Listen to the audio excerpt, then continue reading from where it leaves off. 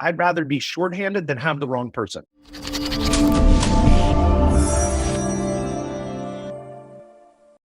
People say this all the time. Business is all about people until it's not, And so what does that mean? Business is all about people. Again, it's coming back to, are you that leader worth following? Because sometimes we ask more of our people than we ask of ourselves as a leader. Am I pouring more into my people? Am I using that real servant leadership to put these people into places of success? And that has to be our mindset. I come back to Meg Newhouse. They won multiple awards about remote work and trusted their people. And she said, think about this. If you're hiring people and you can't trust them to do their work, whether they're physically in the same location as you, or they're at home, or they're traveling, then what kind of business do you have? If we don't have trust, then what's it all about? Robin Dree came on the show. He talked to us about the same thing, how we build trust, how trust comes back and forth for people, because we want trust inside the organization, but what are we doing specifically to build it? Again, I'm going to come back to conscious intention, but if you don't clearly define how you're going to show up for your people, then I guarantee you're going to confuse the heck out of them. I think about Megan Bowen. She said one of the things that made me get really introspective, and it was the notion of psychological safety for our people. Do our people feel safe showing up authentically as themselves day in and day out? And I hadn't ever heard it said that way. My first value is love your people, treat them as whole people. So I'm always trying to do that. But I have met plenty of leaders along the way that do not create psychological safety. You're only on their team if you're doing what they want in the way that they want you to do it. And the minute that you step out of line and you don't have that ability to vent, have a conversation, then you have a problem. We need to be mindful of that as leaders. I come back to some of these great leaders, Jay Wilkinson, Lindsay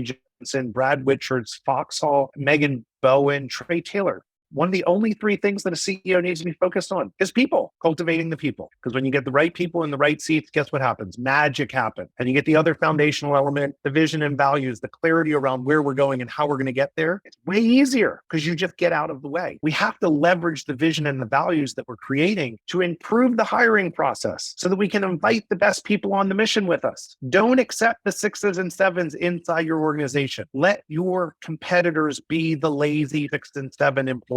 We're the people that stay steeled and concentrated and focused. Captain Rick Hoffman, commander of a ship, a super successful Navy captain, he was saying, I'd rather be at 90% capacity fill rate in my employment than hire the wrong person. We get super focused. I'd rather be shorthanded than have the wrong person. If you want to create that compelling company in 2023, clarity of how people win, challenged by the work, comfortable that they have the tools, time, and training, and that you give a shit about them. Those people will hang in there forever.